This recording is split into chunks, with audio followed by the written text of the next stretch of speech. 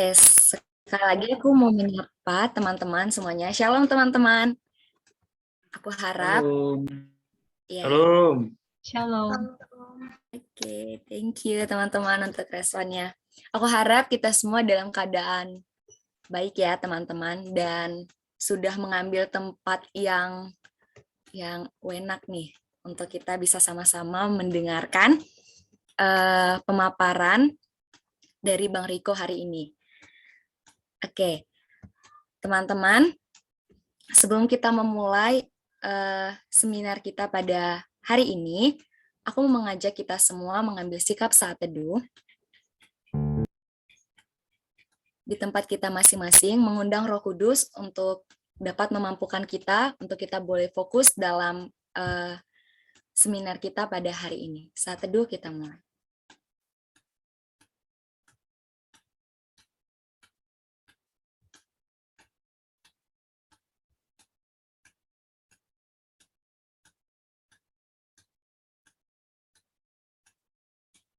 Tuhan Yesus yang baik, sungguh kami mengucap syukur Tuhan untuk segala kebaikan-Mu yang tidak pernah berhenti dalam kehidupan kami.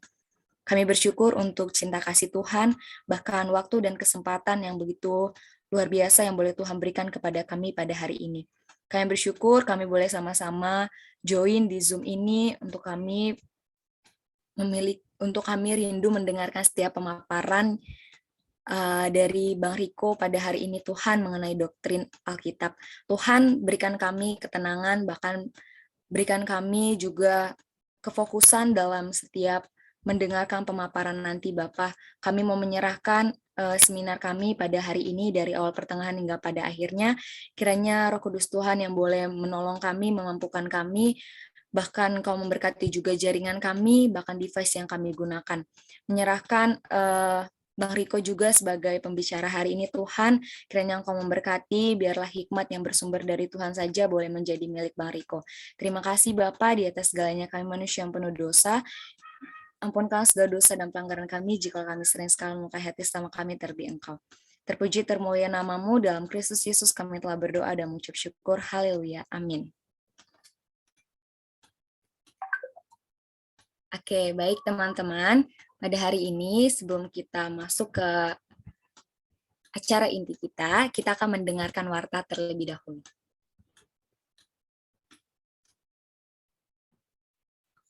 Terima kasih Ellen. Menyapa sekali lagi kepada kakak, abang, dan teman-teman semua. Shalom. Jadi kali ini kita akan mendengarkan warta bersama-sama. Untuk warta pertama, boleh next Kak. Nah, warta pertama kita adalah pelayan seminar PMKJ kita pada hari ini yang ada di mana pembicaranya ada Bang Riko, MC-nya ada Ellen dari UKI, pemusiknya ada Kana dari Pekenstan, singernya ada Vika dari Mustopo, asernya ada saya sendiri Rizka dari Pekenstan, dan slidernya ada Kayasi dari UKI. Mari kita apresiasi kakak abang dan teman-teman pelayan kita dengan memberikan reaction atau melalui kolom chat nih. Terima kasih ya kakak abang untuk kesediaannya untuk melayani kita pada seminar PMKJ hari ini. Boleh next kak? Nah, kakak abang dan teman-teman, saya lagi kita ingatkan untuk mengisi tautan biodata dan survei yang sesuai dengan link yang ada di slide ini. Dan mungkin kalau agak susah, udah dikirim sama Bang Daniel di kolom chat, jadi bisa langsung diklik di situ dan diisi biodatanya dan surveinya. Mungkin kalau ada yang kelewatan, nanti bisa minta di grup PMKJ wilayah masing-masing. Kalau tenggelam nanti chatnya, pas ingatnya di akhir-akhir. Boleh next, Kak? Nah, untuk semuanya, jemaat yang mau mereview lagi materi-materi sebelum-sebelumnya, perjalanan kita sampai bulan ini, itu bisa dilihat di link tree-nya PMKJ. Di situ ada record-nya Zoom meeting kita, ada materinya, dan kalau mau mendoakan kampus-kampus lain, atau mau tahu kondisinya seperti apa, itu ada buletin Nehemia. Jadi bisa dibawa doa di dalam jam berdoa masing-masing. Nah, yang mau tahu kegiatan PMKJ itu apa aja, atau nggak mau ngelihat record-record sebelumnya, selain dari link itu juga bisa dilihat di Instagram dan YouTube PMKJ. Nah, itu di situ ada Instagramnya PMK_Jakarta, YouTube-nya ada Perkantas Jakarta. Jadi bisa langsung di-follow dan di-subscribe. Oke, boleh next, Kak. Nah, ini nih yang baru-baru banget nih, ada live Instagram. Itu dengan judulnya tuh Overthinking Before Sleeping. Nah, biasanya kan sebelum tidur kita nih, banyak pikiran gitu kan, daripada banyak pikiran yang, malah negatif-negatif gitu, mending kita, sama-sama gitu kan belajar menambah dengan insight-insight baru dengan tema-tema yang tentunya tiap minggunya ini ada baru-baru gitu, guys. Guys, tuh Kakak, Abang, dan teman-teman semua. Nah, untuk, live IG ini, itu tiap Senin jam 9 WIB atau jam 10 WITA, malam. Kan namanya juga before sleeping ya, jadi sebelum di malam hari ya, jam 9 WIB. Nah, itu dicatat supaya, kita buka Instagram kita, kita ikutin nih live Instagram Overthinking Before Sleeping. Nah, untuk yang ketinggalan di Senin kemarin, itu sudah ada rekamannya, jadi bisa lihat di, Instagram PMK_Jakarta tadi. Nah, untuk minggu depan tema kita ini, adalah Q&A dari materi kita hari ini. Jadi mungkin nanti kan ada sesi tanya jawab nih Kakak, Abang, dan teman-teman. Tapi mungkin, karena keterbatasan waktu, pertanyaannya belum terjawab atau ternyata nanti pas selesai baru ada nih yang mau ditanyakan. Itu bisa banget join di hari Senin minggu depan jam 9 waktu Indonesia bagian barat untuk ditanyakan kembali. Nah, boleh next, Kak. Nah, untuk RPAI saya serahkan kepada Bang Muad. Oke, thank you Rizka dan teman-teman PMKJ semuanya. Shalom sebelumnya, perkenalkan namaku Halo Muan Sihaan. Ya seperti yang di layar udah tertera ya teman-teman. Aku alumni UNJ angkatan 2015.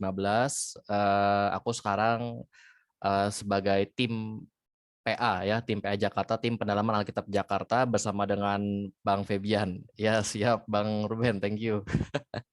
Ya jadi teman-teman sebelumnya thank you buat pengurus PMKJ yang udah bikin ini ya tampilan ininya. Jadi aku mau infokan sedikit tentang RPAI teman-teman, retret penggalian Alkitab induktif tahun ini tahun 2022 dengan tema Firman-Mu, pelita bagi kakiku, terang bagi jalanku. Ini diambil dari Mazmur 119 ayat 105. Nah, teman-teman, ini untuk pertama kalinya RPAI diadakan ya di tengah kondisi pandemi, kita mengadakan secara hybrid, artinya ada onsite, maksudnya di tempatnya langsung, dan juga ada online. Nah, kalau onsite ya kita bisa lihat itu di tempatnya, sorry ada update sedikit ya, itu tempatnya sebetulnya di Wisma Samadi, jadi ada revisi sedikit. Wisma Samadi itu kalau bagi yang belum tahu, itu di daerah Klender, Jakarta Timur, tepatnya di mana nanti cobalah lewat Gmaps udah ketahuan ya, atau enggak Waze atau apapun itulah. Ya, jadi masih sekitaran Jakarta lah ya tempatnya, jadi bukan yang sampai ke puncak atau ke luar-luar kota gitu ya teman-teman. Nah tanggalnya 29 April sampai 1 Mei 2022.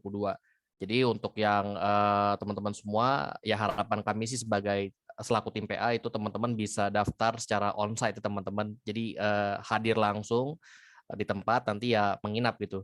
Dan untuk kontribusinya teman-teman bisa lihat di bagian apa ini ya, kanan bawah lah ya, di sebelah gambar Bang Febian, itu untuk yang onsite 150.000, untuk yang online 75.000 per orang ya teman-teman, per peserta. Jadi jangan lupa juga untuk yang mendaftar onsite nanti kontribusinya disiapkan ya, boleh nanti sharing ke alumninya atau mungkin sharing ke PKK-nya supaya nanti teman-teman bisa ikut secara onsite. Dan untuk kuota teman-teman, ini ada kuotanya untuk yang onsite atau langsung ya, hadir langsung di tempat, itu kuotanya kurang lebih 35 orang. Nah, jadi sejauh ini sisa kuotanya itu sudah 30 orang teman-teman. Jadi tinggal 30. Nah, nanti biasanya sih kalau dari yang udah kalau udah H-min seminggu atau H-min 5 hari itu mulai menumpuk teman-teman. Akhirnya masuk ke waiting list. Ya, jadi kalau aku boleh saran sedikit membagikan dari yang udah, kalau bisa sih daftar dari sekarang supaya nanti nggak rebutan akhirnya masuk ke apa namanya waiting list ya jadinya. Nah, bagi yang online nanti kami buka kuota itu sebanyak kurang lebih 70 sampai 75 orang. Jadi ya meskipun online kita bisa buka banyak sebetulnya dari Zoom, tapi tetap semua dibatasi baik itu onsite maupun yang online gitu. Jadi untuk onsite aku ulangi kurang lebih 35 orang, sisa kuotanya sekarang tinggal 30. Untuk yang online itu 70 sampai 75 orang. Nanti angka pastinya untuk yang online aku akan infokan lagi lah nanti, atau mungkin nanti aku boleh minta tolong dari teman-teman pengurus PMKJ kali ya. Nah teman-teman sebelumnya bagi yang onsite ini ada ya syarat lah yang harus dipenuhi. Ini bukan syarat yang gimana-gimana, tapi ini ya khususnya untuk menjaga keamanan dan kesehatan bersama lah. Jadi teman-teman diharapkan ya udah vaksin juga minimal 2 kali lah. Kalau belum booster ya nggak apa-apa, tapi at least 2 kali udah. Dan nanti akan ada tugas-tugas juga yang harus teman-teman kerjakan, tapi tugasnya tenang aja, bukan tugas yang kayak kuliah gitu ya, membebankan atau gimana. Ya tugasnya seputar tentang PA juga teman-teman. Jadi nanti sambil diberikan tugas, sambil juga berlatih tentang PA. Nanti juga di hari H-nya waktu RPAI berlangsung, nanti akan ada pendampingnya masing-masing setiap kelompok. Jadi ya teman-teman gak usah takut nanti ditinggal sendirian belajar PA-nya, enggak. Tapi nanti setiap kelompok itu ada pembimbingnya masing-masing. Paling itu aja teman-teman dari aku untuk RPI 2022, dan untuk pendaftarannya teman-teman bisa kontak itu kontak person yang tertera di flyernya, ada 3 ya, ada Kak Meta, ada Ko Doni, dan siapa itu aku nggak kelihatan di bawah ya. Ya pokoknya itu layar 3 orang. Kalau misalkan malu gitu ya, nggak kenal sama kakak Koko atau abang yang di flyernya, nah itu bisalah kontak ke aku juga boleh, atau kontak dari pengurus PMKJ juga boleh, nanti disampaikan ke aku, sama aja lah ya. Jadi teman-teman nggak usah malu untuk bertanya. Kalau misalkan mau tanya-tanya dulu boleh, monggo gitu ya. Feel free, nanti aku akan boleh jawab ya terkait dengan RPI 2022. Oke, itu aja mungkin teman-teman yang bisa aku infokan tentang RPAI tahun ini. Ya, besar harapan kami teman-teman bisa terlibat aktif untuk ikut dari kampusnya masing-masing. Dan ingat tadi ada kuotanya teman-teman ya, jadi jangan sampai lupa nanti kuotanya.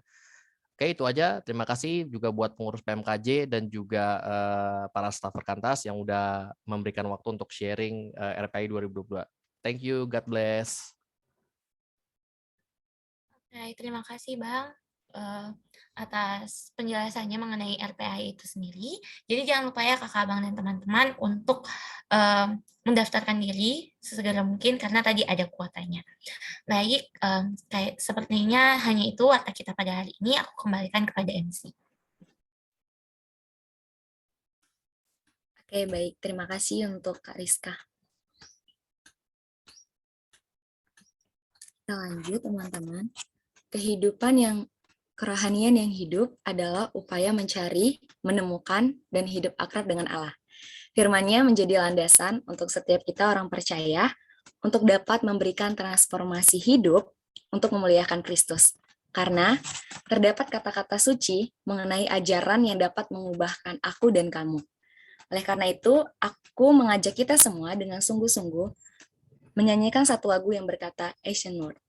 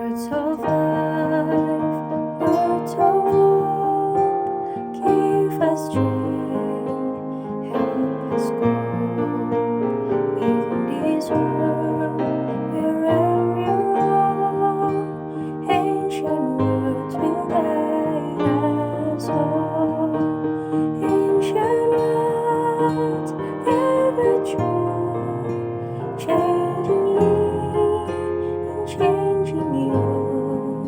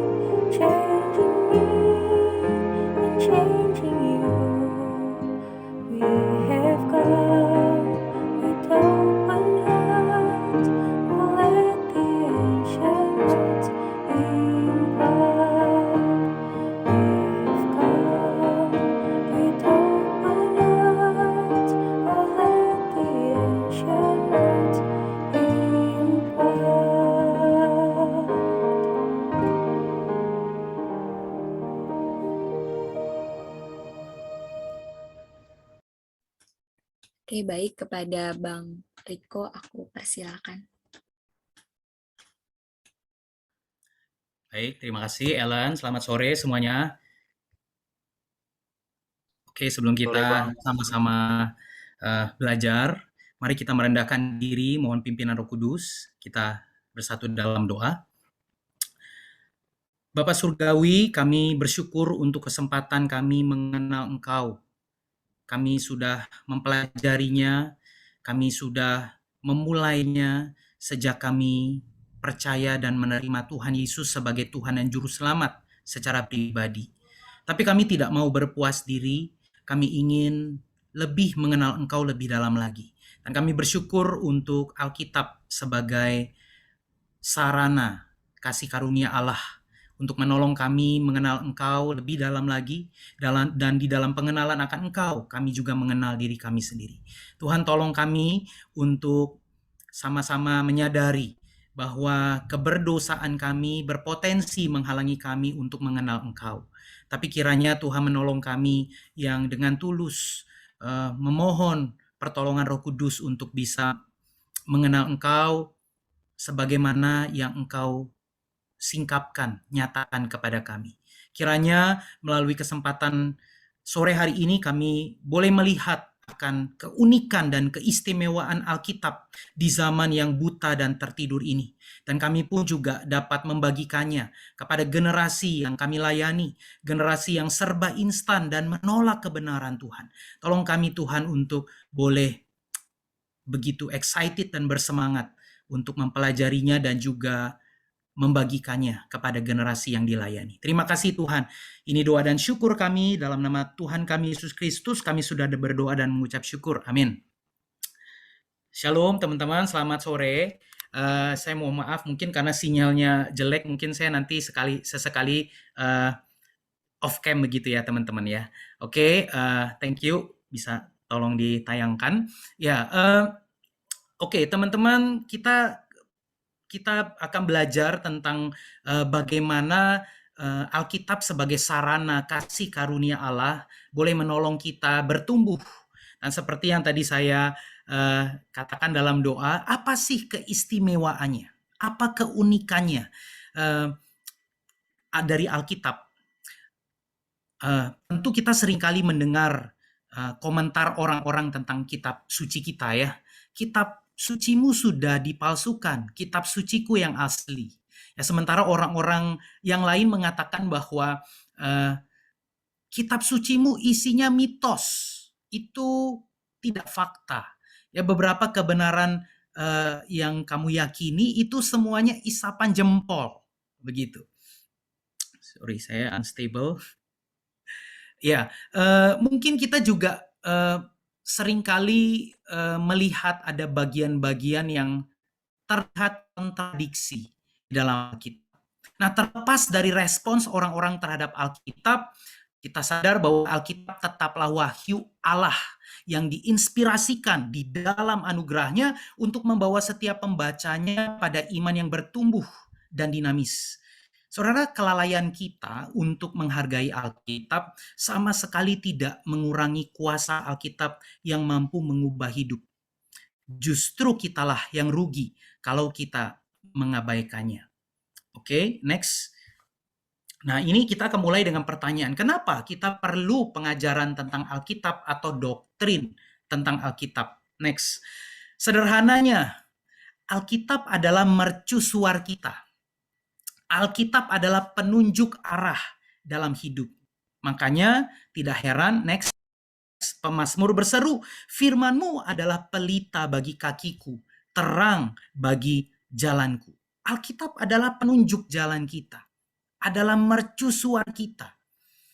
Tanpa kita akan berjalan dalam kegelapan, dan itu beresiko kita akan jatuh, karena kita tidak bisa melihat apa yang ada di sekitar kita atau sepanjang jalan kita.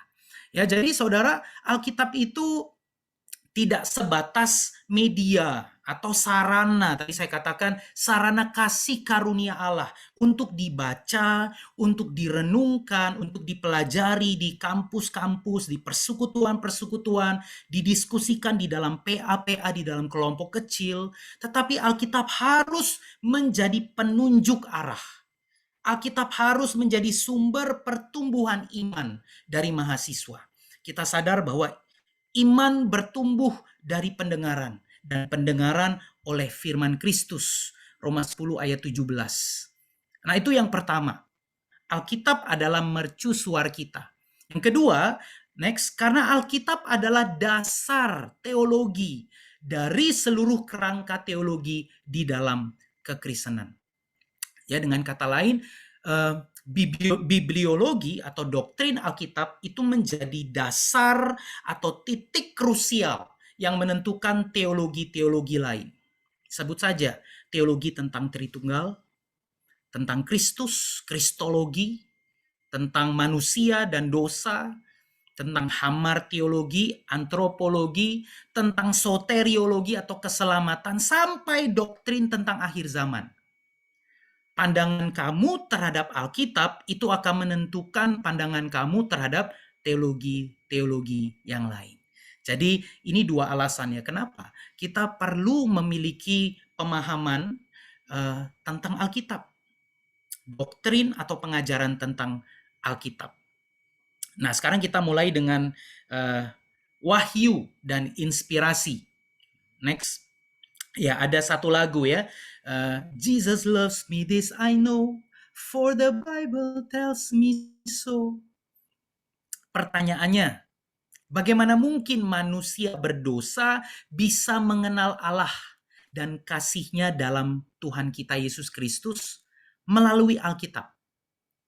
Bagaimana teman-teman yang memusuhi, yang membelakangi Allah, yang tidak pernah mencari Allah, bisa menemukan Allah di dalam Alkitab?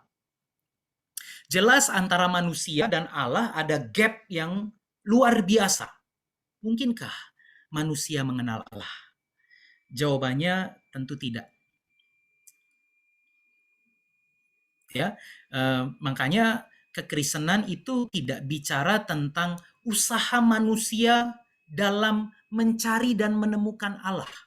Karena Roma 3 mengatakan dengan jelas bahwa tidak ada yang benar, seorang pun tidak. Tidak ada seorang pun yang mencari Allah. Lalu bagaimana Allah mengatasi hambatan-hambatan ini? Yang pertama, next. Teman-teman, Allah mewahyukan dirinya kepada manusia. Wahyu ya, seperti yang kita tahu ya, wahyu, revelation, penyataan, bukan pernyataan atau statement ya. Wahyu berarti to uncover, to reveal, menyingkapkan yang terselubung, yang menyingkapkan tabir yang menutupi sesuatu.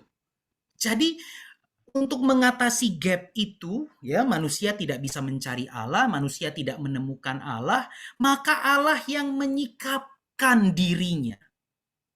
Ya, Allah menyatakan siapa dirinya. Ya, kita tahu di dalam Mazmur pasal 19 ya dikatakan melalui wahyu umum. Ya, sepanjang teman-teman belajar, teman sudah tahu istilah wahyu umum, wahyu khusus.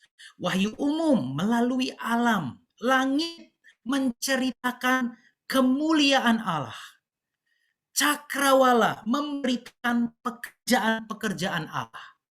Hari meneruskan berita itu kepada hari, malam kepada malam, dan seterusnya. Ya, jadi alam ini menjadi satu manifestasi, ya, satu penyingkapan dari Allah. Allah memperkenalkan atau Allah menyatakan dirinya melalui alam. Tetapi melalui wahyu khusus juga, ya, melalui wahyu yang spesial, Allah menyatakan dirinya kepada umatnya. Nah, wahyu khusus ini seperti yang kita tahu, baik itu melalui Alkitab firman Allah yang tertulis maupun melalui Tuhan Yesus, firman yang menjadi manusia, Allah menyatakan dirinya. Ya, jadi teman-teman, melalui alam, Allah menyatakan siapa dirinya. Dialah Allah pencipta. Ketika kamu melihat gunung, kamu melihat langit cakrawala, kamu melihat tatanan tata surya yang sedemikian teratur, yang sedemikian detail dan indah, kita sadar ada yang mencipta dan ada yang menopang. Dan jangan lupa, di dalam diri kita ada kapasitas. Tuhan menaruh potensi dalam diri kita untuk bisa mengenali tanda-tanda tentang kehadiran Allah lewat ciptaan yang lain. Ya, sebagai manusia yang diciptakan serupa dan segambar dengan Allah, Allah memberikan potensi itu. Ya, puji Tuhan ya, kalau kita misalnya ke Danau Toba, kamu ke Danau Toba melihat akan indahnya hamparan danau, ya, Bang Ruben baru tuh pulang dari Siantar, ya, mungkin menikmati keindahan alam di sana, ya, atau teman-teman yang dari Indonesia Timur, teman-teman tahu di Labuan Bajo itu sedemikian indah pantainya. Itu menunjukkan betapa besar, betapa mulianya Allah kita. Tapi melalui wahyu khusus, Allah juga menyatakan dirinya kepada kita, yaitu melalui Alkitab, dan puncaknya adalah melalui Yesus Kristus, Allah yang berinkarnasi menjadi manusia. Tetapi yang kedua, Allah juga mengaruniakan Roh Kudus yang membarui manusia berdosa, sehingga Roh Kudus itulah yang mengembalikan potensi dalam diri kita untuk mengenal Allah yang benar, untuk mengenal Allah yang sejati. Roh Kudus itulah yang menolong kamu dan saya mempelajari firman Kristus. Dia yang mengajari dan mengingatkan kita akan segala firman Kristus. Nah, jadi teman-teman, kita melihat ya bagaimana Allah yang transenden, Allah yang maha kudus itu, yang tidak mungkin bergaul dengan manusia yang berdosa, Allah itu menyikapkan dirinya kepada umatnya secara khusus dalam bentuk kebenaran-kebenaran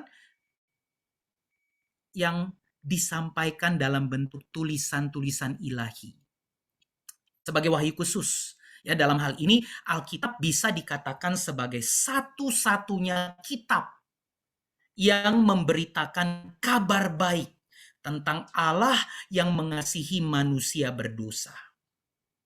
Allah yang menginspirasikan, yang mengilhamkan para penulis Alkitab sehingga berita itu dapat ditulis dan dibaca oleh manusia. Nah, ini disebut sebagai inspirasi. Next. Apa itu inspirasi atau penglihatan? Inspirasi atau pengilhaman. Inspirasi atau pengilhaman adalah pekerjaan Allah melalui Roh Kudus-Nya yang menggerakkan, yang menguasai, yang memimpin orang-orang yang telah dipilihnya untuk menuliskan perkataan-perkataan yang dikehendakinya. Inilah pengilhaman. Jadi pekerjaan Allah melalui Roh Kudus yang menggerakkan, menguasai, dan memimpin para penulis-penulis kitab, orang-orang yang dipilih untuk menuliskan perkataan yang dikehendakinya. Ya, jadi dengan kata lain, Paulus, Petrus, Yohanes, Matius, Markus, Lukas, penulis Perjanjian Baru, dan juga penulis-penulis Perjanjian Lama. Musa, Yosua diyakini juga menulis kitab. Lalu Samuel, kita tahu Ezra adalah ahli kitab. Nehemia dan seterusnya. Orang-orang ini dituntun oleh pekerjaan supranatural Roh Kudus. Jadi di dalam pikiran mereka, juga di dalam potensi mereka, mereka menghasilkan tulisan-tulisan yang berotoritas. dari wahyu Allah. Ya, next. Wahyu atau penyingkapan itu memang telah diberikan secara langsung kepada banyak tokoh di dalam sejarah Alkitab. Tetapi karena Allah tidak berulang-ulang, ya walaupun di dalam Ibrani kita tahu dikatakan bahwa Allah berulang kali berbicara kepada nenek moyang kita dengan berbagai cara, ya. Tetapi Allah tidak mengulang-ulang pengungkapan wahyunya kepada tiap-tiap orang. Maka dia menuntun orang-orang pilihannya itu untuk mencatat, untuk menulis atau membukukannya. Ya, misalnya saja ya, saya membaca dari Keluaran 34 ayat 27. Bagaimana Tuhan menyuruh Musa untuk menulis. Keluaran 32 ayat 27. Berkatalah ia kepada mereka, beginilah firman Tuhan Allah Israel. Baiklah kamu masing-masing mengikatkan pedangnya pada pinggangnya dan berjalanlah kian kemari melalui perkemahan itu dari pintu gerbang ke pintu gerbang. Dan biarlah masing-masing membunuh saudaranya dan temannya dan tetangganya. Bani Lewi melakukan seperti yang dikatakan Musa, dan pada hari itu tewaslah kira-kira 3.000 orang dari bangsa itu. Sorry, saya salah membaca. 32 ya. Keluaran 34. Sorry. Berfirmanlah Tuhan kepada Musa, tuliskanlah segala firman ini, sebab berdasarkan firman ini telah kuadakan perjanjian dengan engkau dan dengan Israel. Dan Musa ada di sana bersama-sama dengan Tuhan 40 hari 40 malam lamanya, tidak makan roti dan tidak minum air, dan ia menuliskan pada loh itu segala perkataan perjanjian, yaitu ke-10 firman. Ulangan 31 misalnya.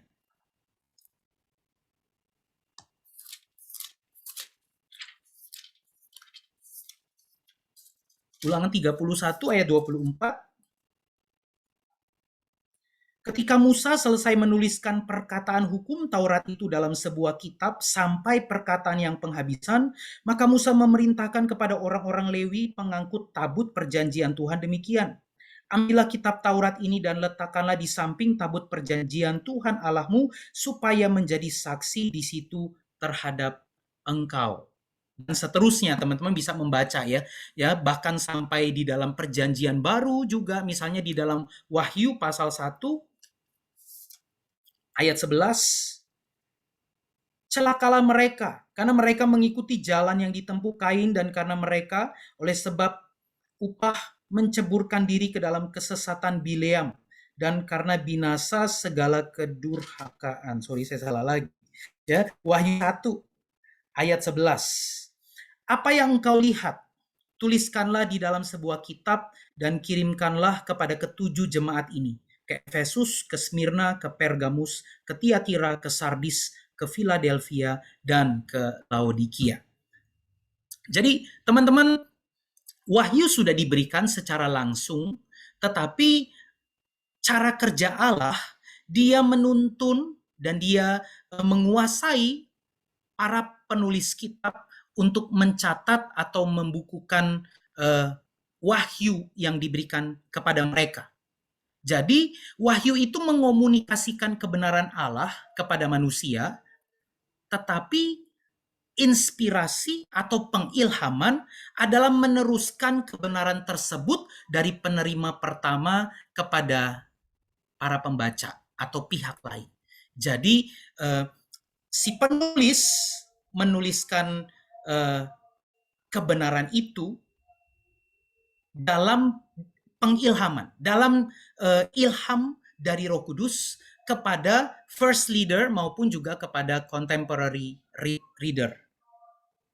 Jadi teman-teman, kalau kita melihat ya misalnya di dalam 2 Timotius 3 ayat 16, next, kita melihat secara eksplisit dikatakan bahwa segala tulisan diilhamkan Allah. All scripture Ya, LAI menerjemahkannya agak sedikit kurang tepat. Segala tulisan yang diilhamkan Allah. Ya, Paulus memaksudkan bahwa segala tulisan yang dimaksud di sini adalah diilhamkan Allah, dinafaskan oleh Allah. Ya, theopneustos. Ya, jadi dinafaskan atau diilhamkan oleh Allah, dan itu mengacu kepada seluruh tulisan. Ya, kita tahu tentu saja dalam zaman Paulus itu bicara tentang perjanjian lama. Kitab-kitab Taurat, kitab sejarah, kitab nabi-nabi, termasuk kitab-kitab syair atau puisi, kitab-kitab hikmat, itu semua diilhamkan Allah. Itu dinafaskan oleh Allah. Itu artinya apa? Allah adalah penulis tunggal dari Alkitab. Sekalipun dia memakai Daud untuk menuliskan Mazmurnya. Dia menulis Musa untuk menulis narasi tentang sejarah umat Allah. Bahkan sejak penciptaan sampai mereka masuk ke tanah Kanaan. Tuhan memakai hamba-hambanya untuk menulis akan firman-Nya yang hidup.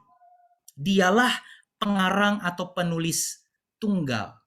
Nah, pengilhaman ini tentu saja tidak menunjukkan bahwa cara-cara penulisan lalu itu berarti bahwa Allah mendiktekan perkataannya. Ini kata dinafaskan oleh Allah, ini tidak menunjukkan cara penulisan ataupun juga proses inspirasinya. Ya, juga tidak bicara tentang Allah yang mendiktekan perkataannya. Seolah-olah penulisnya itu pasif, lalu seperti sekretaris atau juru tulis yang menuliskan notulen hasil rapat begitu ya. Tetapi penulis itu aktif, ya. Penulis itu menggunakan semua potensi, kemampuan, gaya, kepribadian, karakter, pembawaan, ciri khas dari dirinya.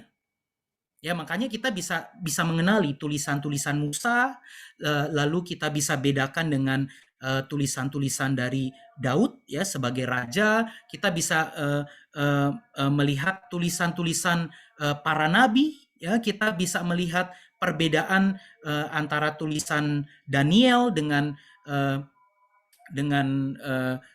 kitab-kitab Esther, Nehemia dan sebagainya. Ada ciri khas yang kalau kita baca itu menunjukkan kepribadian dari si penulis. Jadi sekali lagi, Allah yang hidup adalah pengarang tunggal dari Alkitab. Dan Alkitab adalah produk dari nafas atau hembusan Allah yang kreatif, yang sifatnya itu mencipta. Penelitian dari ayat-ayat dari 2 Timotius 3 ayat 16 ini memberikan pengertian bahwa tulisan yang dimaksud adalah perjanjian lama atau keseluruhan kitab ya di dalam tulisan-tulisan di dalam perjanjian lama. Next. Nah, kita melihat juga ya misalnya dalam 2 Petrus 1 ayat 21 dikatakan yang terutama harus kamu ketahui ialah bahwa nubuat-nubuat dalam kitab suci tidak boleh ditafsirkan menurut kehendak sendiri. Sebab tidak pernah nubuat dihasilkan oleh kehendak manusia, tetapi oleh dorongan Roh Kudus orang-orang berbicara atas nama Allah. Jadi Rasul Petrus menegaskan bahwa nubuat-nubuat dalam perjanjian lama itu tidak dihasilkan oleh manusia. Bukan produk dari manusia atau para nabi. Tidak dihasilkan oleh hasrat atau kehendak para penulis kitab. Bisa saja kita membayangkan ya, mungkin pas Raja Daud lagi dapat ilham ya menuliskan satu Mazmur begitu ya. Lalu inisiatif itu datang dari dirinya sendiri.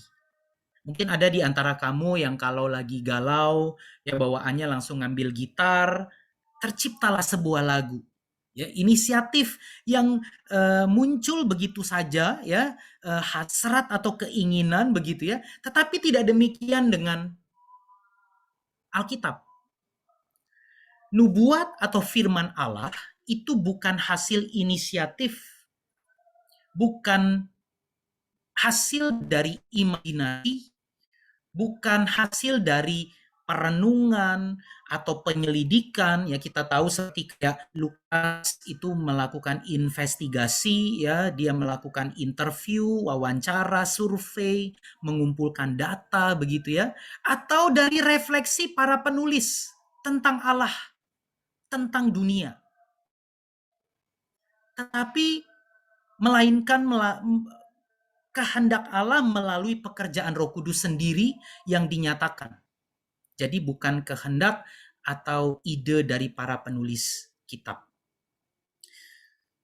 Jadi mereka digerakkan, mereka didorong ya, feromenoi ya, didorong oleh inisiatif Roh Kudus sehingga para penulis sadar bahwa mereka tidak mampu untuk menolak untuk tidak menuliskan firman yang hidup itu. Ya, misalnya saya membaca dari Yeremia 20 ayat 9.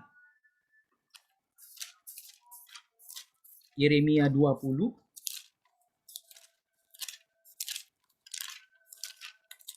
tentu kita pernah membaca bagian ini ya kalau kita rutin mengikuti Bible Study di PMKJ. Yeremia 20 ayat 9. Tetapi apabila aku berpikir, aku tidak mau mengingat dia. Ini Yeremia yang ngomong. Dan tidak mau mengucapkan firman lagi demi namanya. Maka dalam hatiku ada sesuatu yang seperti api menyala-nyala. Terkurung dalam tulang-tulangku. Aku berlelah-lelah untuk menahannya, tetapi aku tidak sanggup. Ya, atau misalnya dari Amos 3 ayat 8.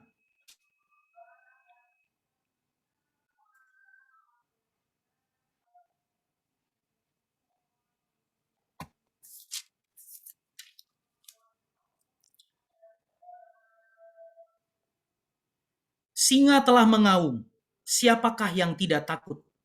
Tuhan Allah telah berfirman, siapakah yang tidak bernubuat? Ya, jadi para penulis itu digerakkan oleh inisiatif Roh Kudus sehingga mereka tidak bisa menolak gerakan Allah untuk berkata-kata atau menuliskan firman-Nya melalui mereka.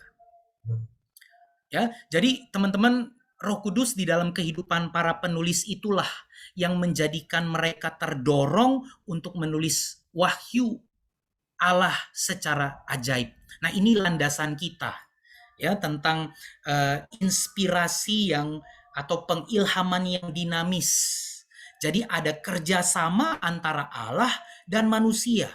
Sehingga kita bisa melihat di dalam Alkitab jelas ada karakteristik ilahi. Kenapa? Karena itu adalah perkataan Allah yang hidup, yang kudus. Tetapi juga ada karakteristik manusiawi. Kenapa? Karena Allah memakai instrumen manusia untuk menuliskan perkataannya yang hidup itu.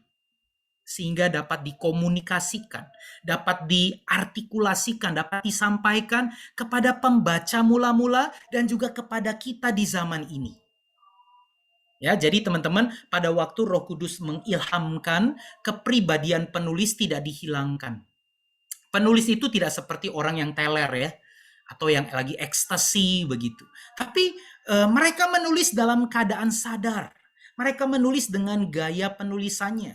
Apalagi penulis seperti Paulus begitu ya, menuliskan dalam gaya seperti surat. Ya, dia menuliskan kepada Timotius, cepatlah, segeralah berkunjung kemari. bawalah perkamen-perkamen itu dan juga jubahku. Ya, mungkin kedinginan kali begitu ya. Itu dipakai Allah untuk menyampaikan firman-Nya kepada manusia. Ya, Daud misalnya dalam keadaan kondisi tertentu begitu ya. Memang Daud berjiwa seni, jiwa penyair, sehingga latar belakang kepribadian Daud itu mewarnai tulisan-tulisan Daud, tetapi digerakkan oleh Allah. Ya, kita lihat juga misalnya data-data yang digunakan Lukas ya. Lukas 1 ayat 1 dikatakan bahwa banyak orang, Theophilus yang mulia, banyak orang telah berusaha menyusun suatu berita tentang peristiwa-peristiwa yang terjadi di antara kita, seperti yang disampaikan kepada kita oleh mereka yang dari semula adalah saksi mata dan pelayan firman. Ya, ini tentu saja merujuk kepada para rasul, para pemberita firman. Karena itu, setelah aku menyelidiki segala peristiwa itu dengan seksama dari asal mulanya, aku mengambil keputusan untuk membukukannya dengan teratur bagimu, supaya engkau dapat mengetahui bahwa segala sesuatu yang diajarkan kepadamu sungguh benar. Ya, jadi Lukas merasa harus membagikan Injil yang sudah ia miliki kepada Theophilus. Ya, Lukas mengatakan, kamu dengarkan berita-berita yang beredar di luar sana, ada orang yang sudah membukukannya, maka aku juga mau membukukannya. Ya, Lukas mungkin tahu Markus memulai, Matius juga sudah memulai. Maka aku juga mau membukukannya setelah aku menyelidikinya dengan seksama, dengan jelas, supaya kamu Theophilus, kamu menjadi percaya. Jadi dia tentu saja mencari data-data sendiri. Ada data-data yang di Lukas ada, di Matius tidak ada, di Markus juga tidak ada. Misalnya data-data tentang kelahiran Kristus. Markus tidak mendokumentasikan itu. Ya, Matius mencatat ya, tetapi mencatatnya secara umum. Lukas mencatat lebih detail. Jadi saya membayangkan Lukas mengadakan penyelidikan, ya, dia mengadakan interview, dia mengumpulkan saksi mata, ya, semua data itu disusun lalu ditulis dan dikirimkan kepada Theophilus. Siapa Theophilus? Orang kafir. Ya, jadi memang tujuannya jelas supaya Theophilus itu percaya. Tapi Lukas pun melakukan itu dengan dituntun oleh Roh Kudus. Ya, jadi teman-teman, kita akan melihat juga ya di dalam, misalnya di dalam Injil Lukas, kita melihat gaya kepenulisan Lukas. Ya, tentu saja ini akan dikaitkan juga dengan tujuan Lukas menulis Injilnya.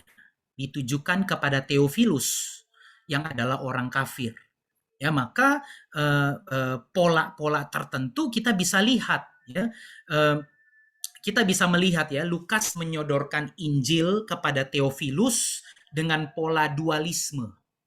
Jadi yang selama ini dianggap baik oleh orang-orang Yahudi, oleh Lukas itu disebut nggak baik.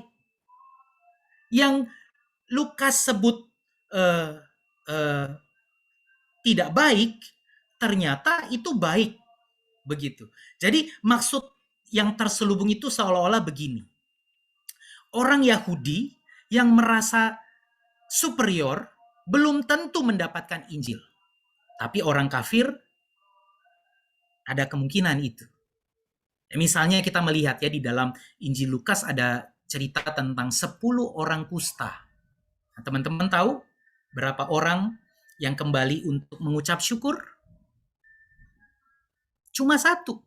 Dan itu adalah orang Samaria. Ada 2 orang yang pergi ke bait suci untuk berdoa. Farisi dan pemungut cukai. Yang doanya diterima? Si pemungut cukai. Lukas 19. Zakeus yang dinilai jelek, sampah masyarakat, malah disebut anak Abraham. Anak sulung yang kelihatannya baik dalam Lukas 15, ternyata di bagian akhir kita melihat yang terhilang justru yang sulung. Bungsu sudah kembali, sudah ditemukan kembali. Dan seterusnya kita melihat ya, ada banyak persembahan yang diberikan, tapi cuma persembahan janda, miskin, yang diperkenan. Kita lihat Marta dan Maria. Marta kelihatan sibuk. Maria seolah-olah pemalas. Tapi justru Maria lah yang dipuji. Ya, jadi kita melihat ya, kalau kita membaca kitab tertentu, kita melihat ciri khas, kita melihat tujuan penulisan, kita melihat ada penekanan-penekanan atau pola-pola tertentu, ya, itu semuanya Allah pakai. Allah tidak membuat penulis sebagai robot, tetapi Allah pakai segenap potensi dari si penulis untuk menyampaikan tujuannya. Ya, sehingga bagi Theophilus ketika dia membaca kitab Lukas yang dikirimkan kepadanya, dia akan dapat sense begini. Jangan kecewa karena kamu orang kafir. Kamu masih punya kesempatan. Kamu masih punya harapan. Ya, jadi itu mungkin inti berita dari Lukas, teman-teman. Nah, lalu kalau kita sudah melihat ya tentang wahyu, Allah mengilhamkan para penulis, Allah mengilhamkan para penulis untuk menuliskan kitabnya, maka sikap atau keyakinan kita terhadap wahyu dan pengilhaman Alkitab itu sangat penting. Karena itu juga akan menentukan sikap kita terhadap Alkitab. Jadi, kalau kita percaya bahwa Alkitab adalah wahyu Allah, Alkitab diilhamkan oleh Allah, maka kita percaya dan menerima keterlibatan Roh Kudus yang 100% mengontrol, memimpin para penulis Alkitab. Dan kita bisa menyimpulkan hal-hal yang penting berikut ini. Next. Ya, tentang ineransi dan infalibilitas dari Alkitab. Ya, jadi teman-teman, kalau Alkitab adalah firman Allah, apakah itu juga berarti bahwa teks Alkitab sama sekali tidak mengandung kesalahan?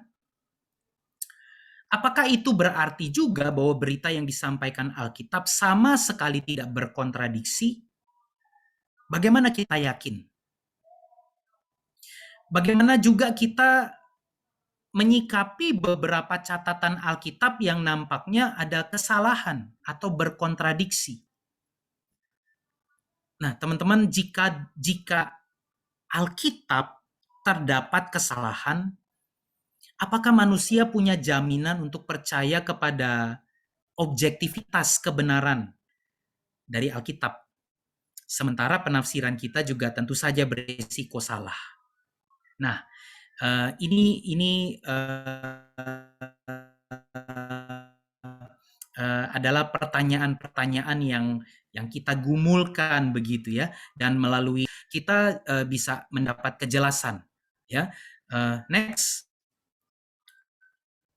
Yang pertama tentang ineransi, teman-teman. Ya, kita meyakini bahwa Alkitab dalam bentuk naskah aslinya itu tidak mengandung kesalahan atau 100% benar. Ya, jadi ya, ineransi seringkali diterjemahkan sebagai ketidakbersalahan. Ya, jadi kalau Alkitab itu tidak bersalah atau ineran begitu ya, artinya apa? Artinya kita percaya bahwa Alkitab dan hanya Alkitab secara keseluruhan, Perjanjian Lama maupun Perjanjian Baru, adalah firman Allah yang tertulis tanpa salah di dalam naskah aslinya. Ya, jadi ini tentang ineransi. Alkitab tidak mengandung kesalahan. Sementara next, infalibilitas itu berarti pesan yang diemban oleh Alkitab itu tanpa cacat, tanpa celah, mutlak, keseluruhannya, ya, mencakup keseluruhannya, itu tanpa cacat, tanpa celah, mutlak, keseluruhan. Itu artinya Alkitab secara sempurna cukup untuk membawa pesan Allah kepada manusia tanpa salah. Ya, jadi ini mengenai ineransi dan infalibilitas. Tentu saja otoritas Alkitab tidak diragukan. Ineransi bicara tentang ketidakbersalahan teks Alkitab. Sementara infalibilitas bicara tentang pesan yang diemban oleh teks Alkitab. Jadi Alkitab tanpa kesalahan dan pesannya secara keseluruhan itu tanpa cacat. Nah, ada beberapa orang yang berusaha untuk mempertentangkan doktrin ini, ya, ineransi dengan infalibilitas. Tapi sebetulnya dua doktrin ini mengajarkan hal yang sama, bahwa Alkitab tanpa cacat. Nah, selanjutnya ketika membahas tentang ineransi, ya tentu saja kita sudah sekalian ya di dalamnya itu juga mencakup infalibilitas. Alkitab bebas dari kesalahan dan tentu saja tidak ada pertentangan dalam Alkitab. Nah, kita bisa melihat ya, misalnya gini, poin ya, keterbatasan para penulis itu menyatu dalam karya inspirasi Roh Kudus.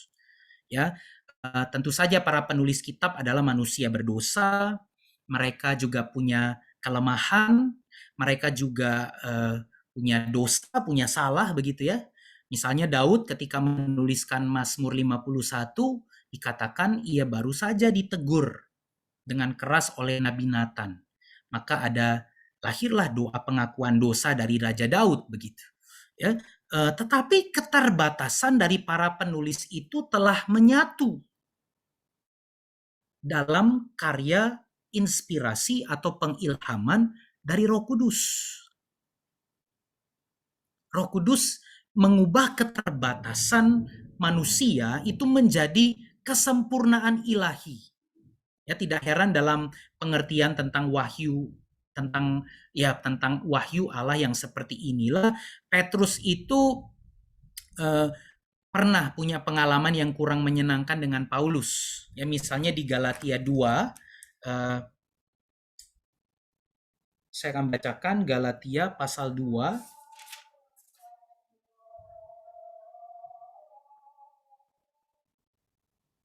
Galatia pasal 2, Paulus menulis begini, tapi waktu Kefas itu Petrus ya, tapi waktu Kefas datang ke Antiokhia, aku berterus terang menentangnya sebab ia salah.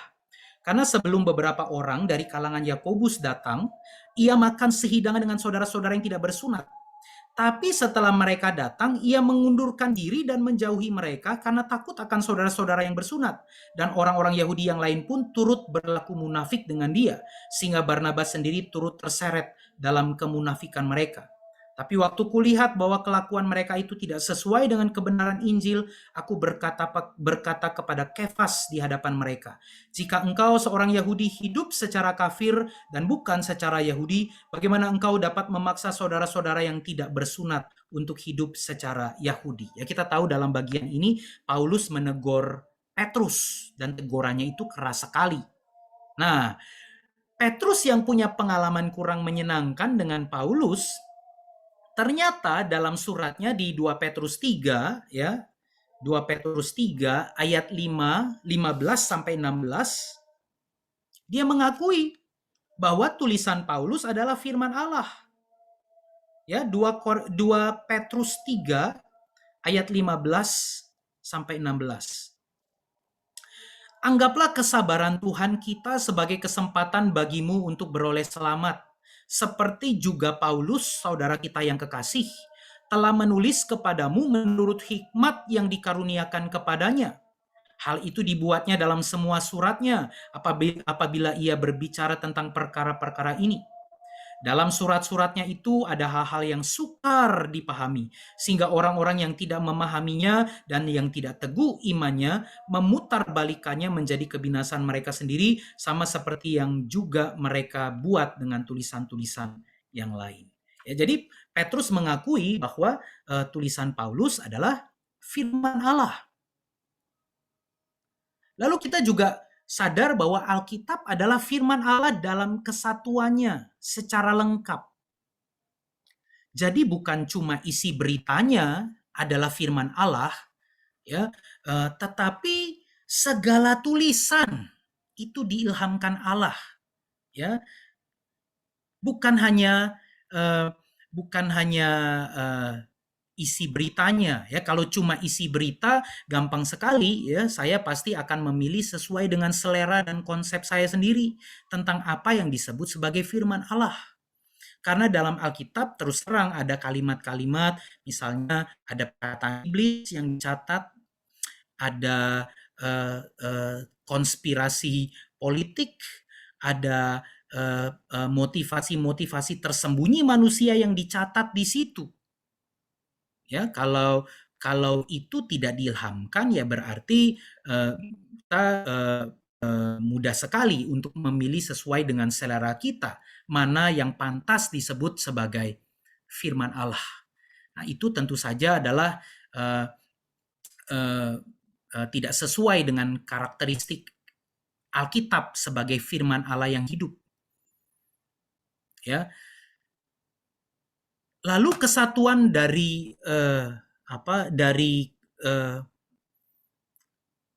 Alkitab itu tentu saja bukan cuma isinya, tetapi kerangkanya, konteks, wadah, ya, cara penulisan, bahasa, unsur-unsur kebudayaan, bahkan keterbatasan bahasa untuk mengungkapkan.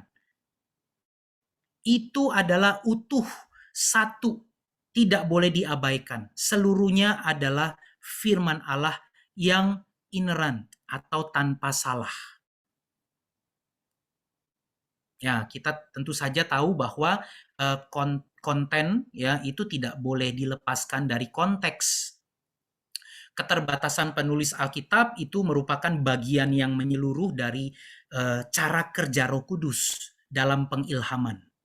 Ya, tadi sudah dikatakan bahwa keterbatasan penulis itu seringkali menimbulkan pergumulan iman, ya, entah itu kita rasakan sebagai pembaca, ya, sebagai kontradiksi, inkonsisten, irasional, nggak masuk akal begitu, ya, dan kesulitan untuk menafsirkan begitu. Tapi itu merupakan alat khusus yang dipakai Roh Kudus untuk menolong kerohanian orang percaya itu bertumbuh. Jadi Roh Kudus di dalam kuasanya bisa memakai sarana dan alat-alat yang terbatas, ya, untuk mengomunikasikan firman Allah yang sempurna. Nah, ini konsep tentang ketidakbersalahan Alkitab. Nah, selain itu kita perlu juga, ya, mengetahui tentang iluminasi.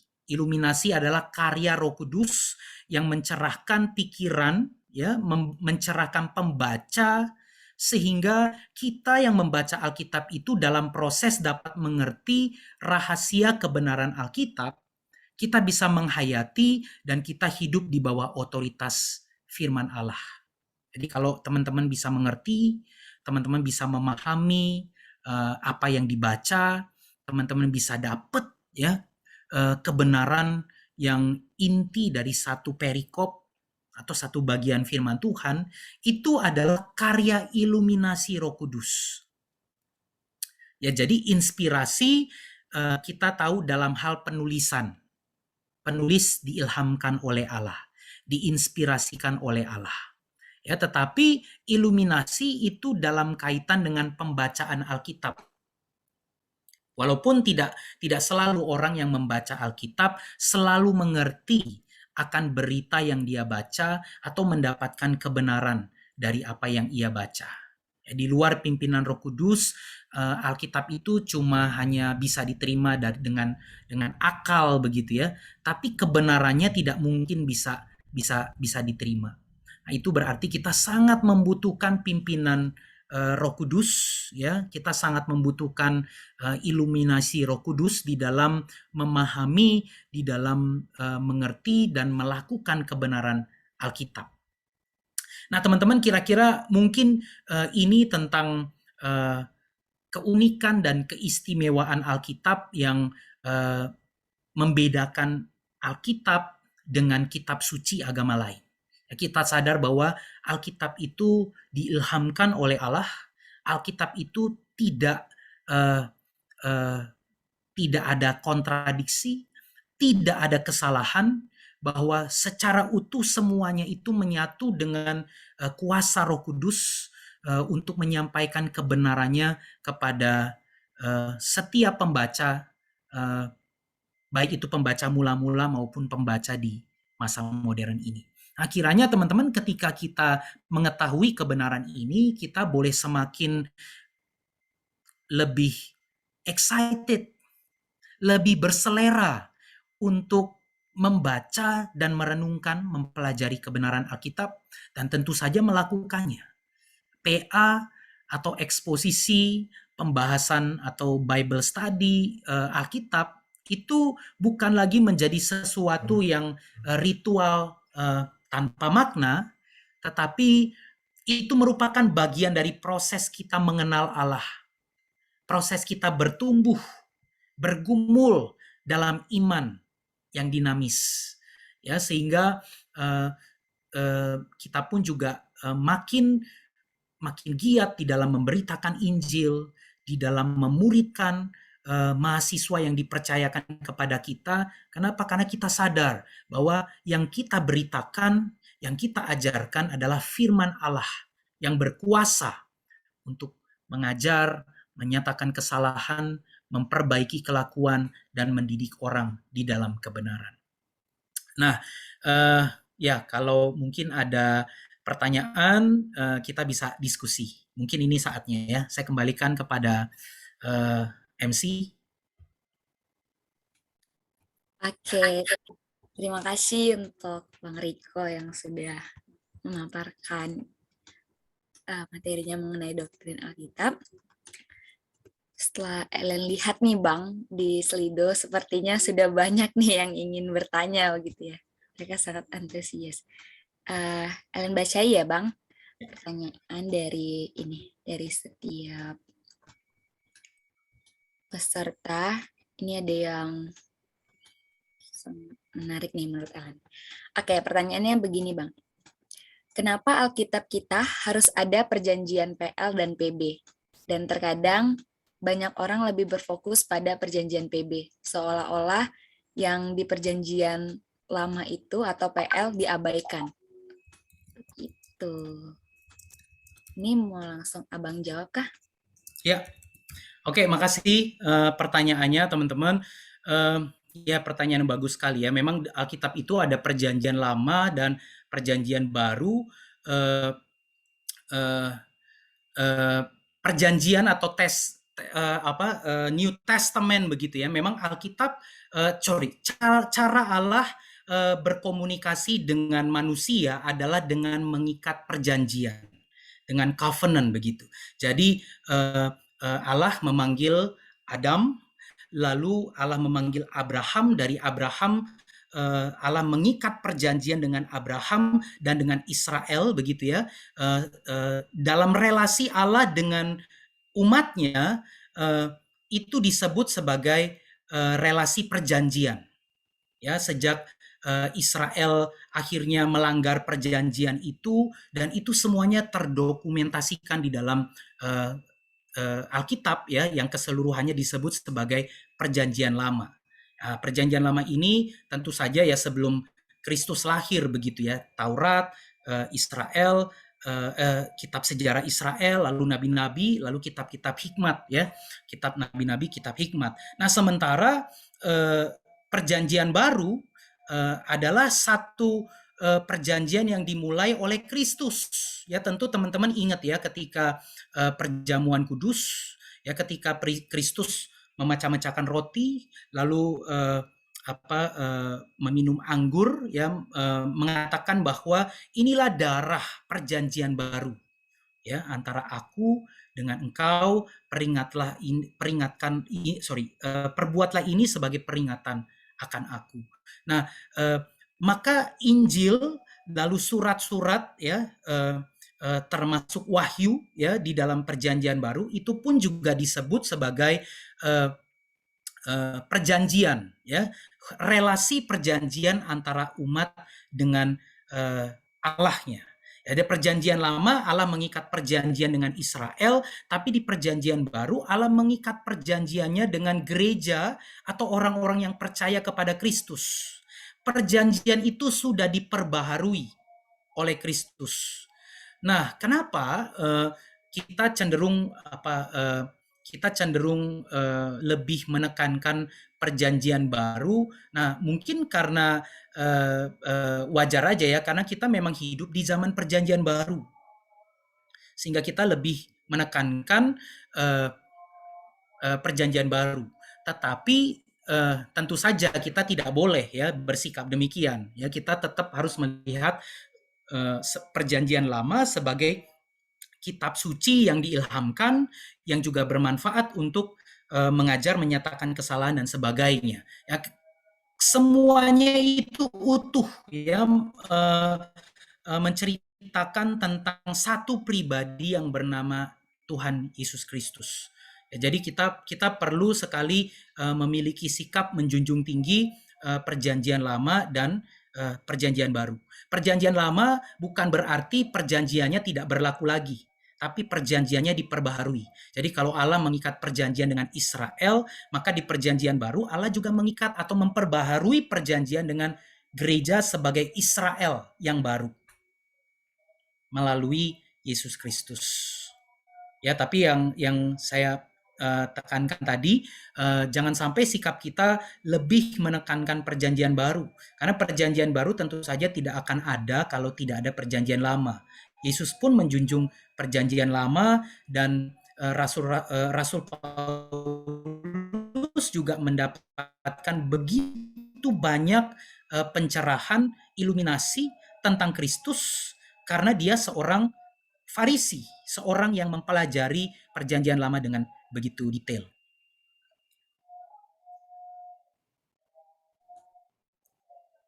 Ya, itu. Oke, sudah Kak Bang penjelasannya? Ya. Oke, Ya, sudah. ya. Semoga jawabannya memuaskan ya bagi yang bertanya di sini. Oke, ini Ellen lanjut ya pertanyaannya. Tapi sebelum Ellen lanjut, mungkin ada nih teman-teman yang mau langsung open mic, mau nanya langsung nih ke Bang Riko. Boleh nih, dipersilakan. Siapa tahu ada nih dari teman-teman yang mau nanya langsung gitu, boleh raise hand. Udahkah? Teman-teman kalau nggak ada kendala jaringan boleh on-cam ya, biar kita sama-sama saling ini. Oke, kayaknya nggak ada nih.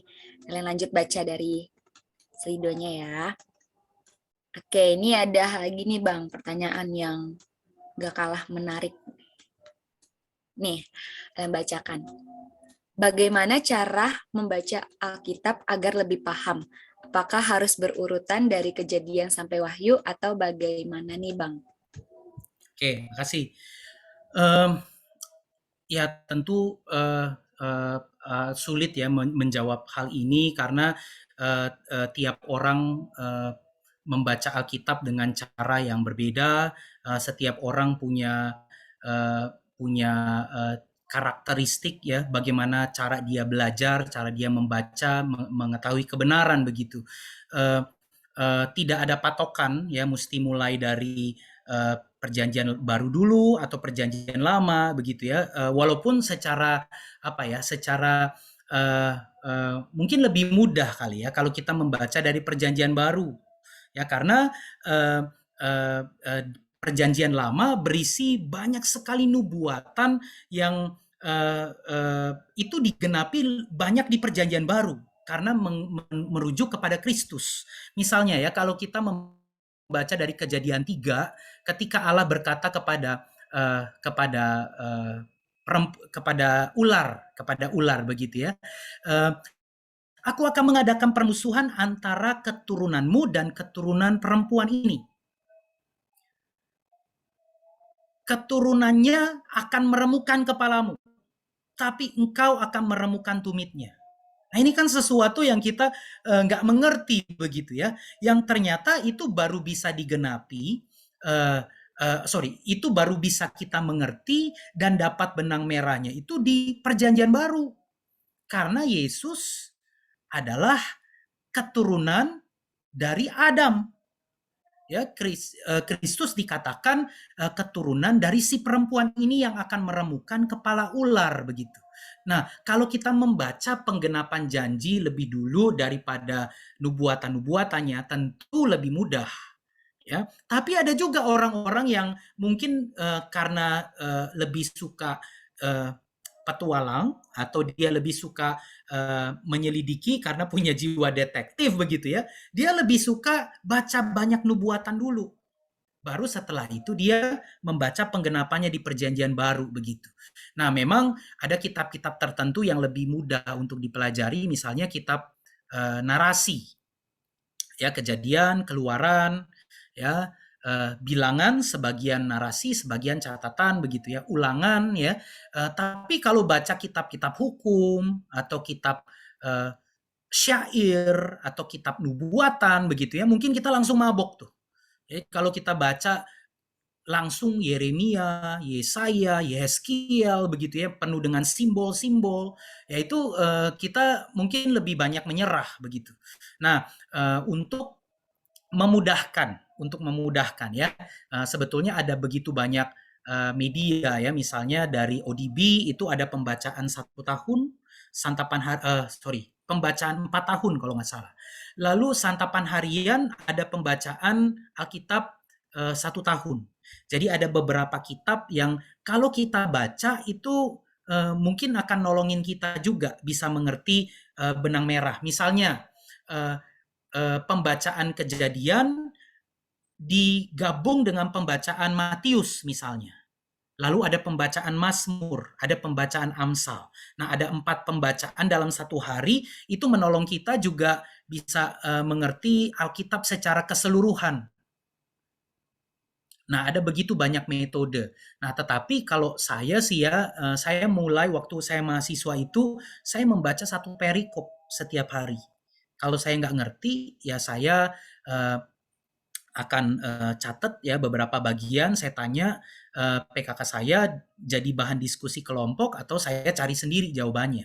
Nah, kalau sekarang kan teman-teman juga punya banyak sarana ya, ada banyak commentary, ada banyak konkordansi, ada banyak buku-buku rohani, teman-teman bisa mencari jawaban dari pertanyaan-pertanyaan dari Bible reading harian yang teman-teman nggak mengerti begitu ya, sehingga itu tentu saja bisa menolong begitu. Ya, thank you Roni. Kalau saya tiap hari 2 pasal PL dan 1 pasal PL, bacanya tiap selesai saat teduh. Ya, jadi memang kita perlu juga ya punya sistem ya, punya pola yang teratur, ya itulah namanya disiplin rohani. Kalau kita nggak punya pola ini ya, kerinduan untuk membaca Alkitab keseluruhan itu jadi sesuatu yang kerinduan yang tanpa akhir begitu ya, nggak ada aplikasinya begitu. Thank you. Hefri, ini raise hand, mungkin boleh kasih pendapat atau mau bertanya, silakan. Iya, selamat sore Kak sebelumnya. Saya Hefri, saya boleh diizinkan bertanya sebelumnya, Kak? Boleh. Ya, terima kasih Kak untuk waktunya. Jadi saya di sini ingin bertanya tentunya mengenai Alkitab itu sendiri gitu ya. Ketika kita membaca Alkitab, tentunya ada yang kita dapatkan, ada sebuah wahyu, ada sebuah terang yang bisa kita lihat gitu ya, apa yang bisa Tuhan katakan di dalam kehidupan kita sendiri. Nah, kadang itu yang ingin saya bertanya adalah yang saya lakukan gitu ya, saya juga kadang bingung gitu ya, ketika ingin mendapatkan sebuah wahyu atau sebuah terang dari Tuhan, kadang saya juga berpikir bahwa saya harus mendapatkan wahyu itu tentunya lewat Roh Kudus yang berbicara, Roh Kudus yang menuntun saya. Tapi kadang saya juga mendapatkan wahyu itu kadang melalui jalan pemikiran saya, melalui opini saya dalam menanggapi sebuah topik di dalam Alkitab untuk bisa dapatkan terang itu. Nah, menurut kakak sendiri, itu benar nggak sih kalau kita ketika membaca Alkitab terus kita menggunakan opini kita sendiri, menggunakan pendapat kita sendiri tentang Alkitab itu atau sebuah terang itu agar kita dapatkan gitu wahyu itu. Nah, kalau misalnya tidak gitu ya, misalnya jika hal itu salah, jadi bagaimana caranya kita mendapatkan wahyu dari firman Tuhan itu sendiri? Mungkin seperti itu, Kak. Terima kasih, Kak. Oke, makasih Hefri. Ya, ini pertanyaan yang bagus ya. Yang mungkin saya memperjelas ya, yang wahyu yang dimaksud itu penyingkapan ya, itu mungkin lebih tepat disebut iluminasi. Ya, bagaimana Allah mencelikan rohani kita, mencerahkan atau menerangi kita ya, sehingga apa yang kita baca, yang kita tidak mengerti, yang tersingkap itu akhirnya disingkapkan. Itu istilahnya iluminasi. Ya, kalau wahyu memang seperti yang kita tahu itu adalah proses inspirasi dari Roh Kudus kepada para penulis, sehingga mereka diilhamkan, diwahyukan, dan mereka dapat menuliskannya kepada kita begitu ya, sehingga kita bisa membaca. Nah, apakah salah ya kalau kita menggunakan opini kita dalam menafsir atau dalam mengartikan, menyingkapkan iluminasi atau terang dari Roh Kudus itu begitu ya? Tentu saja tidak ya, karena begini, sebagaimana Allah menggunakan intelektual dari para penulis kitab, sebagaimana Allah atau Roh Kudus, Roh Hikmat ingin mengajari kita, tentu saja Allah adalah satu-satunya pribadi yang rindu supaya Hefri dan saya mengerti apa yang kita baca begitu. Ya, jadi Allah seringkali juga memakai pikiran kita, potensi kita, intelektualitas kita, termasuk rasio kita ya, untuk kita bisa mengerti akan firman-Nya. Nah, makanya ada ilmu hermeneutik atau penafsiran. Ya, itu artinya manusia dengan segala potensi, dengan kemampuannya berpikir, mampu untuk mengartikulasikan dan menerjemahkan apa yang ditulis, apa yang dia baca dari Alkitab, menjadi satu kebenaran, menjadi satu kesimpulan, menjadi satu sesuatu yang satu kebenaran yang kamu dapatkan dan akan kamu lakukan begitu. Jadi nggak salah. Nah, saya menyarankan sih, tentu saja ya, kita perlu menundukkan diri pada Roh Kudus ya. Paulus mengatakan otak kita adalah bagian yang sulit sekali untuk kita kendalikan, pikiran kita, our mind begitu. Tapi Paulus punya tekad menaklukkan segala pikirannya ke arah Kristus, kepada Kristus. Sehingga di dalam ketundukan kita kepada firman ya, di dalam interaksi kita, di dalam dialog kita dengan firman ya, mungkin kadang-kala kita bisa berpikir, Tuhan, kenapa sih Engkau berkata seperti ini? Tuhan, kenapa di satu sisi Engkau mengatakan bahwa Engkau mengasihi Yakub, tapi Engkau membenci Esau? Katanya Engkau Allah yang penuh kasih. Nah, ketika kita berinteraksi dengan firman, tentu saja kita perlu menundukkan diri pada pimpinan Roh Kudus, dan kita perlu sadar ada bagian-bagian yang Tuhan ingin kita mengerti, tapi yang lain itu menjadi rahasia yang milik Allah. Atau Allah ingin pada waktunya kita bisa mengerti. Nah, itu berarti kita perlu kesabaran untuk terus-menerus belajar, untuk terus-menerus mengerti begitu. Kalau kita tidak punya sikap seperti ini, mudah sekali kita menjadi agnostik atau akhirnya kita meninggalkan Tuhan. Ya, karena memang di dalam Alkitab kita tahu Allah menyatakan diri dengan berbagai cara, dengan berbagai situasi, berbagai konteks. Kalau kita keliru menafsirkannya, kita bisa tersesat begitu. Nah, makanya Petrus juga mengatakan tuh, surat-surat Paulus itu susah untuk dimengerti. Ya, di dalam 2 Petrus 3 tadi. Ya, ya tentu saja membutuhkan cara berpikirmu, potensi berpikirmu, bahkan juga membutuhkan opinimu. Ya, kesimpulan apa yang kamu dapatkan dari PA, dari Bible reading, dari Bible study, itu akan menolong kamu juga bisa mengerti satu kebenaran itu dan juga bisa mengajarkannya kepada anak kelompok kecilmu. Ya, jadi itu tidak salah, tapi perlu sekali kita punya sikap hati yang merendahkan diri, merendahkan. Jadi gini, jangan sampai kita itu menjadikan Alkitab sebagai objek, tapi jadikan Alkitab sebagai subjek yang menyelidiki kita, yang mempelajari kita. Jadi bukannya kita itu memikir-mikirkan Allah, bukannya kita itu menjadikan Allah yang kita baca dalam Alkitab sebagai objek penelitian kita, tapi kita menundukkan diri, membiarkan Allah yang menyelidiki kita, yang Allah sendiri yang mempelajari kita, sehingga kita bisa dengan rendah hati ya belajar dari Allah. Ya, itu. Baik, Teman-teman yang lain juga boleh ya kalau mau kasih pendapat. baik, terima kasih Kak. Ya. Oke, baik. Terima kasih untuk Bang Hepri yang udah bertanya. Oke, teman-teman, mengingat waktu kita, jadi untuk pertanyaan kali ini kita tutup ya, teman-teman. Tapi teman-teman jangan khawatir nih. Di sini kan udah banyak nih yang bertanya.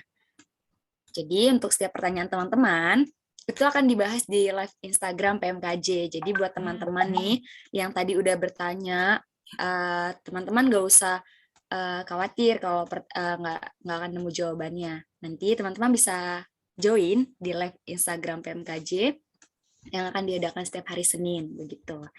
Oke, terima kasih untuk Bang Riko untuk setiap pemaparan materinya dan juga untuk jawaban yang sangat begitu luar biasa. Oke, kepada Bang Riko, boleh nih Bang kasih pesan penutup untuk kita semua yang ada di sini.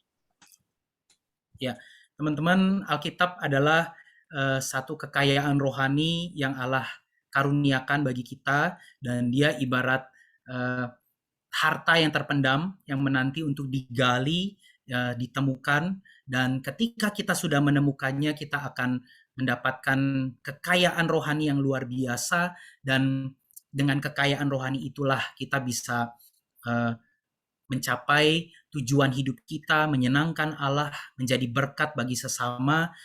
Hanya maukah kita menundukkan diri pada Alkitab sebagai firman Allah yang hidup? Maukah kita melakukannya di dalam masa hidup kita? Kiranya Tuhan boleh menolong kita ya. Oke, terima kasih untuk Bang Riko. Langsung aja nih Bang, minta kesediaan Bang Riko untuk menutup rangkaian seminar kita hari ini. Baik, mari kita satu dalam doa. Terima kasih ya Tuhan, Engkau memakai begitu banyak penulis kitab. Engkau memakai gerejamu untuk bisa membuat kanon Alkitab ke-66 kitab yang boleh kami miliki saat ini sebagai firman Allah yang hidup, yang berkuasa untuk mengajar, menyatakan kesalahan, yang berkuasa untuk memperbaiki kelakuan dan mendidik kami di dalam kebenaran. Tolong kami Tuhan untuk memiliki kerinduan mempelajarinya, merenungkannya siang dan malam. Itulah yang berulang-ulang kali Engkau katakan kepada para penulis kitab, kepada hamba-hambamu, tokoh-tokoh Alkitab, sehingga kami yang melakukannya seumpama pohon yang ditanam di tepi aliran air, yang tidak berhenti menghasilkan buah pada musimnya, yang tidak pernah layu daunnya, dan apapun juga yang diperbuatnya berhasil. Kami rindu ya Tuhan, penginjilan di kampus kami itu boleh menjadi momentum pertobatan sejati dari para mahasiswa. Kami rindu ya Tuhan, pemuridan yang kami kerjakan di kampus itu boleh menghasilkan murid-murid yang dewasa dan misional, yang senantiasa bertanya, apa yang harus kami lakukan supaya Tuhan lebih dimuliakan lagi. Kami rindu perubahan hidup dialami di kampus kami Tuhan. Bagaimana kami melakukannya? Jikalau kami tidak tinggal di dalam Engkau, tidak tinggal di dalam firman-Mu. Engkau berjanji bahwa jikalau kami tinggal di dalam Engkau dan firman-Mu tinggal di dalam kami, mintalah apa saja, apa yang kami inginkan, apa yang kami butuhkan, dan Engkau akan berikan. Terima kasih Tuhan, kiranya ini menjadi kesempatan kami boleh mengambil tekad untuk membaca dan merenungkan firman-Mu sebagai pelita bagi kaki kami, terang bagi jalan kami. Terima kasih banyak ya Tuhan, terpujilah nama-Mu, dalam nama Yesus kami berdoa. Amin.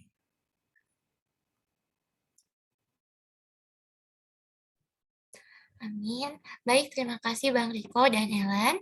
Dan sekarang Kakak Abang dan teman-teman mengingatkan lagi bahwa minggu depan kita tetap ada persekutuan bersama dalam bentuk seminar juga, karena dalam 1 bulan ini kita akan mempelajari bersama mengenai doktrin-doktrin dasar. Nah, untuk minggu depan kita akan belajar mengenai doktrin Allah.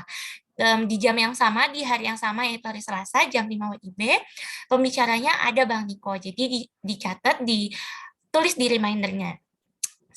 Baik, terima kasih untuk kakak abang dan semuanya, terutama pelayanan dari Bang Riko, Ellen, dan teman-teman pemusik serta singer. Terima kasih juga teman-teman lainnya yang sudah datang dan menyempatkan waktunya. Baik, sampai jumpa di BS selanjutnya.